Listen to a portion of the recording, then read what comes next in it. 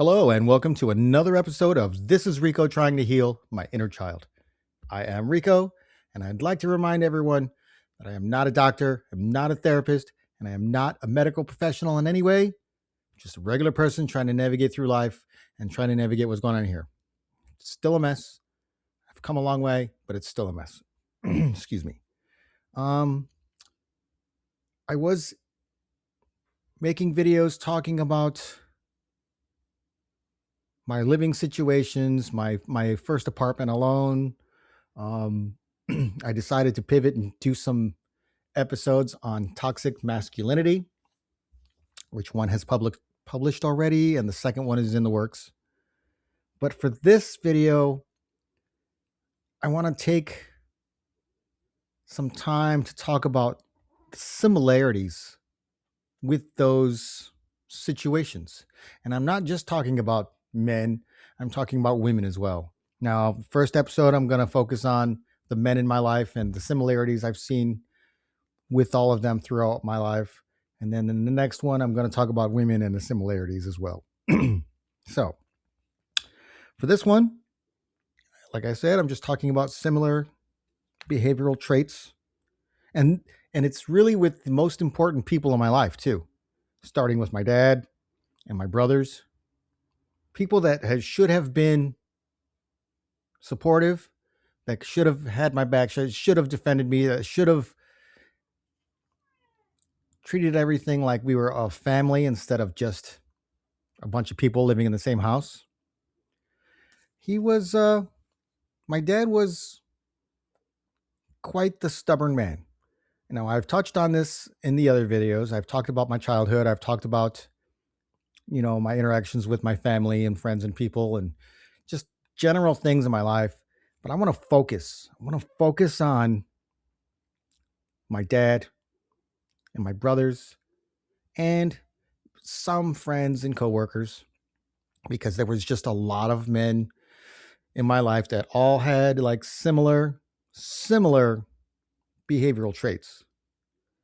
My dad was the stubborn, he was proud, he was a macho man. He always called himself that. He called himself a macho man. He was never willing to concede. He was never willing to apologize or acknowledge anyone else's feelings ever. I think he considered feelings and emotions to be weak for some odd reason. Going back to the toxic masculinity, he was worried that other people were going to think he wasn't a man if he showed emotions or feelings. But at the same time, he didn't consider anyone else's emotions or feelings at all. Now, he would consider your feelings if you agreed with him, if you were on the same side as him, if you agreed with his sexist, racist, or misogynistic views. He was the typical man, the typical society's version of a man. He worked, he drank his beer, he was a tough guy, he was always angry, and he didn't do any of the jobs at home unless it was like cutting the grass. But then even that, he designated me as to be the cutter of the grass. I hated doing it, but he made me do it.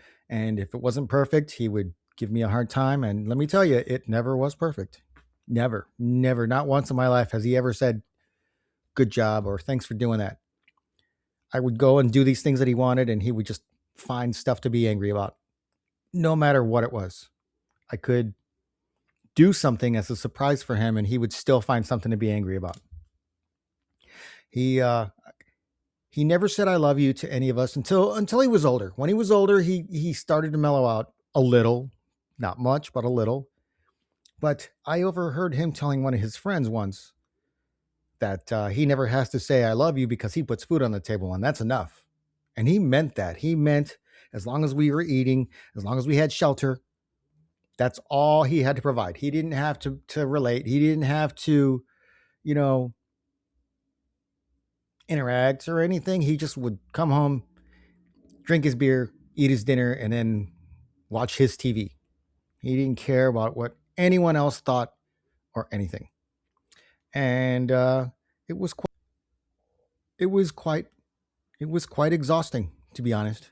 I know I've used that word numerous times, exhausting, but that's really the only way I can describe it. It was just I was so tired. I was so tired of his views and the way he treated everyone. He treated us all that way. Now, I've talked about favoritism, and I felt like he wasn't as harsh to others. Like my older brother, he wasn't as harsh to him as he was to me, even though he claims he was. It seemed like no matter what I would talk about, there was always somebody that had it worse, somebody had it harder, and he would never even consider my feelings on things. And it was quite. It wasn't quite honestly. It was not the male figure, the male father figure that I needed in my life. He was just a big bully, and he did it because he could, and that usually was the case, doing it just because he could. But I'm going to take a quick break, and I'll be back with a little more of This is Rico trying to heal my inner child.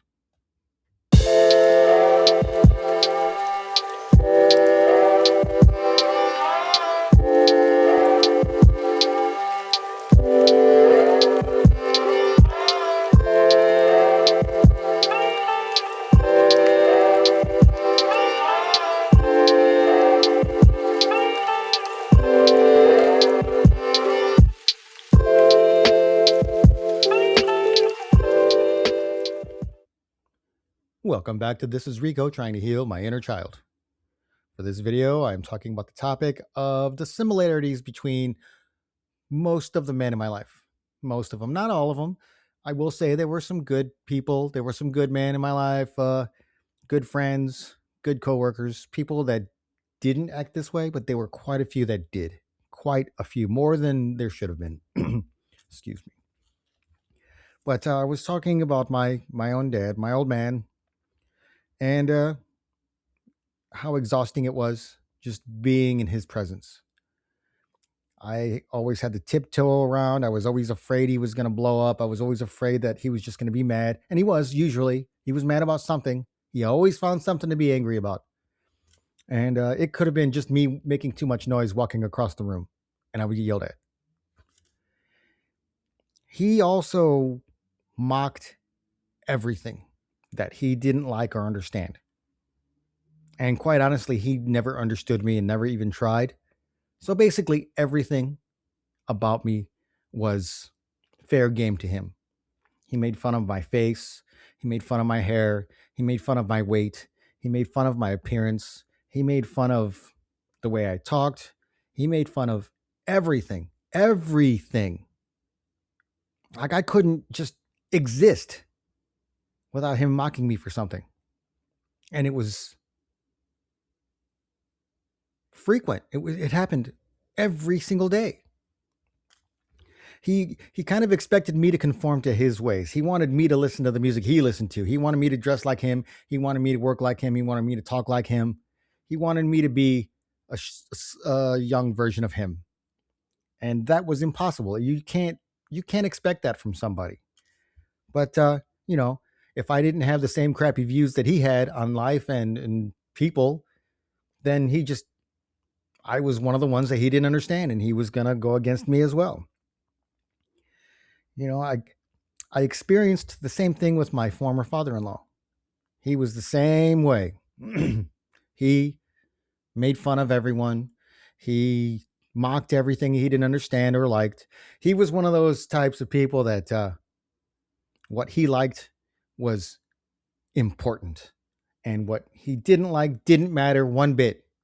So he loved his car racing, and every time we went over there, he was watching his car racing. So we all had to watch the car racing, even though I can't stand the car racing. But that was everything to him. But if you talked about something else, something that you liked or somebody else liked, he would usually shut down the conversation with, well, I don't know anything about that. I don't know anything about that. Meaning he didn't want to talk about it anymore or at all. He didn't even want to acknowledge it. He was just stubborn. Another stubborn man. He was racist. Well, I don't know so much about the racist part. I know he was sexist because he would always tell the jokes, the women jokes that aren't even funny. They're not even jokes. They're funny to him and they're funny to other men that hate women, but they're not funny to everyone and they're not funny to me. He, yeah, and he also he didn't care about anybody else's opinions. He didn't care about anyone's views. He didn't care about anyone's feelings or emotions. I feel like the both of them, their similarities were that they liked when people would go to their houses. So then they had the home field advantage. Then they were, the ones in charge. They were the superior ones because you were hanging out at their house. So you had to respect them and respect their rules and go along with whatever they wanted to do. And if you agreed with him on something, then you were okay. But I didn't agree with anything, and so I was never okay with either one of those men. And I refused. I wasn't going to pretend just for their sakes. Now, I didn't speak up and say I don't like these things. I would just not really have much to say about it, any of it. And they both just had a way of making it all weird, making it all super annoying. And that's pretty much how it was. It was just difficult to be around either one of them. But I had to for whatever reason. But I'm going to take another break, and I'll be back with a little more of This is Rico trying to heal my inner child.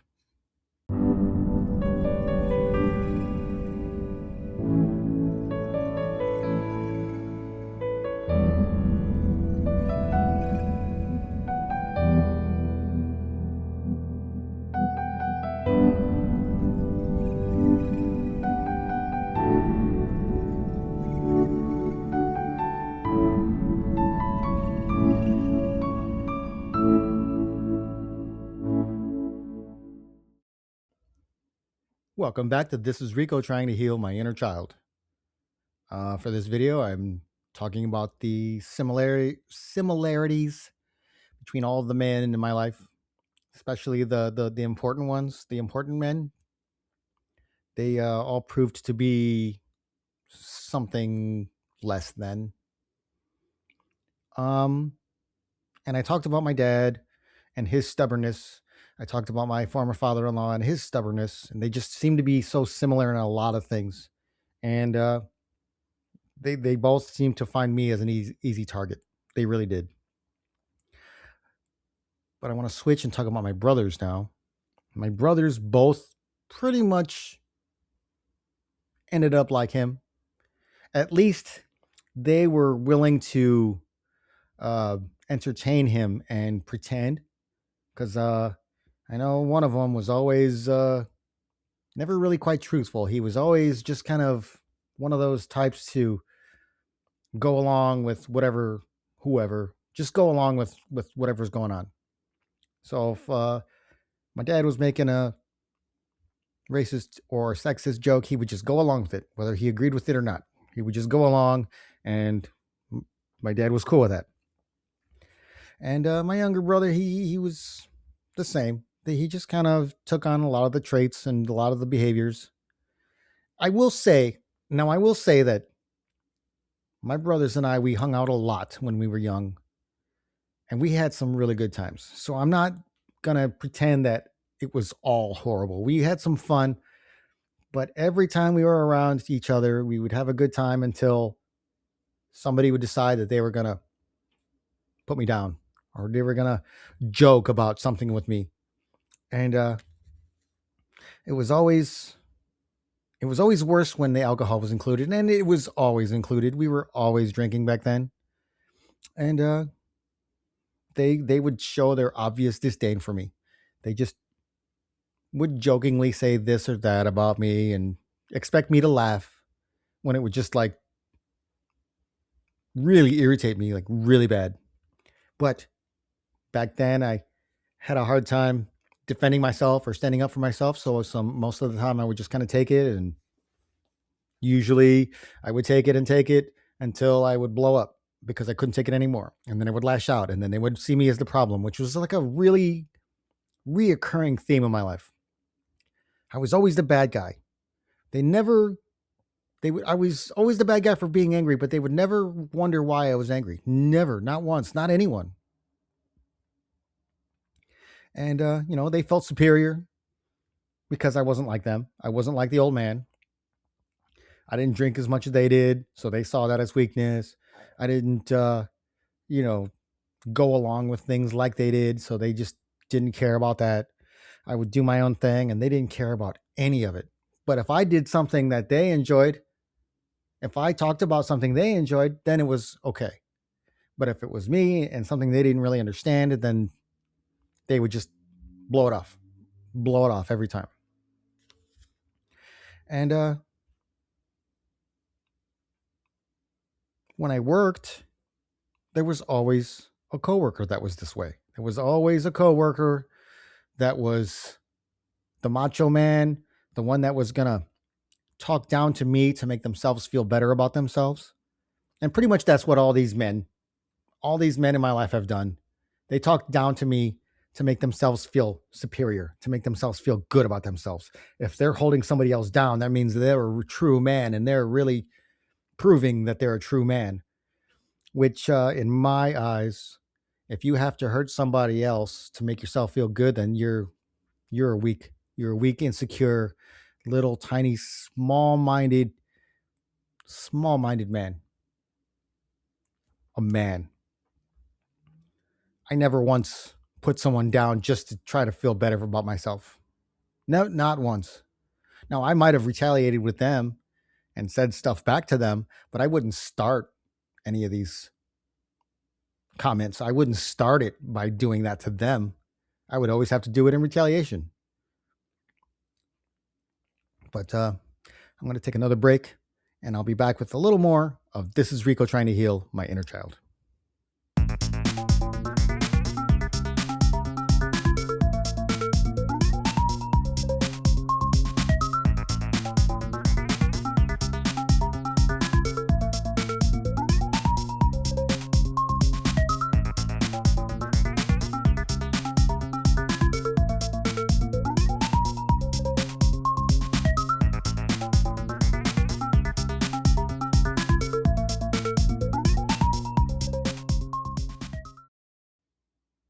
Welcome back to This is Rico trying to heal my inner child. I'd like to conclude this video with this last segment and finish up on the similarities between all of the men, most of the men. I shouldn't say all, most of them. I had a lot of good friends. I had a lot of good people in my life. I had a lot of good times. But the ones I'm talking about were the ones that would take advantage and, use me to feel better about themselves. There was my dad, my former father-in-law, my brothers, coworkers, and even friends. I had friends. There was always a group of friends that I would hang out with. And for the most part, everybody got along, but there was always one or two that was just insecure and just had to poke fun at everyone, poke fun at me. They would take advantage and, there was plenty of bullying and mocking. Now, I will say, with all of my friends, just like what I said with my brothers, we did have a lot of good times. We really did. I had a lot of good times with my friends. We had plenty of cool parties. We had plenty of good times. But it just seemed like every one of those good times was shadowed a little bit by someone being a jerk, someone who just wanted to make themselves feel better. I had the one friend who always making fun of my appearance or my hair just because he could. And there was, there was two. There was two that would just take advantage and just say stupid, rude things.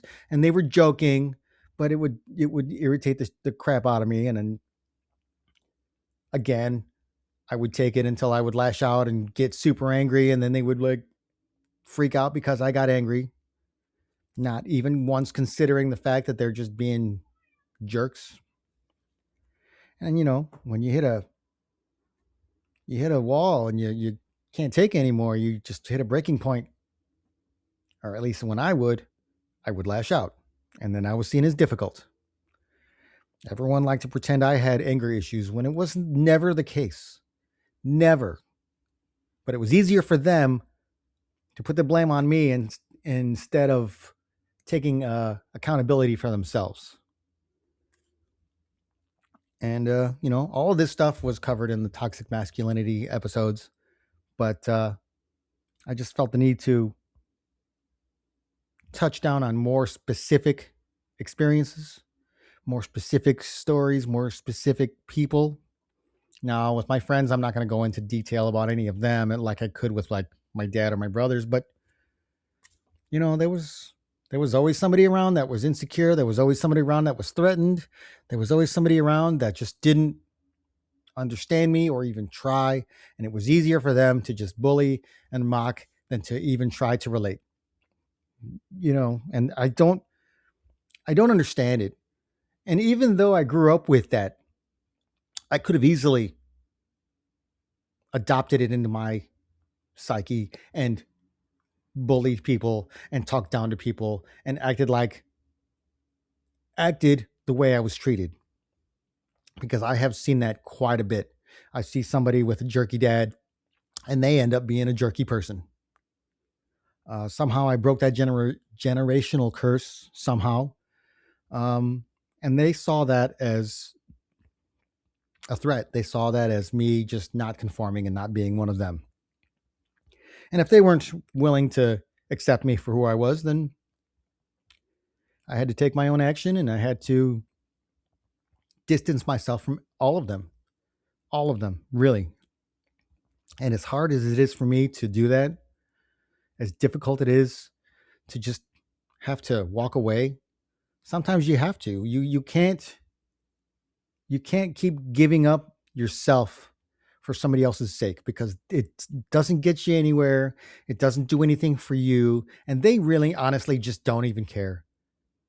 So you might as well be yourself and be true to yourself and feed your soul and do what you love, and don't even worry about what they think, because it doesn't matter what they think anyway. It took me a long time to realize that. I'm glad I got to this point. I really am. But when you grow up not knowing how to defend yourself, not knowing how to stand up for yourself, it makes life very, very difficult. And it was just that, difficult. A lot of it was difficult. You know, I mentioned before there were plenty of good times, but there was a lot more not so good times. I couldn't take the passive aggressive comments anymore, the joking. There was always a joking. In my opinion, joking is something that you say that's funny that both people get a laugh out of. But for them, especially for like my dad, his joking meant that I was the butt of his joke, and he was going to have a laugh. He didn't care if I found it funny or not. If I told my mom, well, I remember being a kid and talking to her like, why does he keep saying this stuff? Why does he keep picking on me? Oh, he's just joking. He's just joking. Oh, okay. So when he calls me ugly and fat, then I should just laugh and walk away, right? I should just find that funny. Would you find it funny if I called you that? Probably not. But they never considered that. They never thought about that. Never took into consideration somebody else's feelings or emotions. And if you brought it up, you were just weak and you were just looking for some attention, which I could have used a little more attention back then. But that wasn't what I was looking for. I was looking for more understanding and just support. And I never got any of it. So you do what you can and you do what you can. I got to this point. I do see things a lot different now than I did even, say, 10 years ago. It wasn't until I got away from everybody, it wasn't until I got divorced that I started to think for myself, think about me and what I need. And I'm not trying to be selfish. A lot of people will put themselves first, and it's pure selfishness, but not in my case. I put everybody else first, and I just got walked all over. I put myself out there, and I became a doormat for everyone to wipe their feet on. And they did that. That's what they did. So I decided I wasn't going to do that anymore. And sometimes when you stand up for yourself, in my case, I'm seen as difficult, but I'd rather be seen as difficult than be walked on. I really do. I really would rather that. But I'm going to wrap up this video. I thank you all for watching. I thank you for your likes and your subscribes and your shares. I appreciate all of you. Please continue to like, share, subscribe these videos. Every little bit helps. And, I thank you for your support. And I thank you for existing. And I thank you for being here. The world is a better place with you in it. So with that, I am Rico, and I will be back with some more episodes of This is Rico Trying to Heal My Inner Child. Thanks for watching.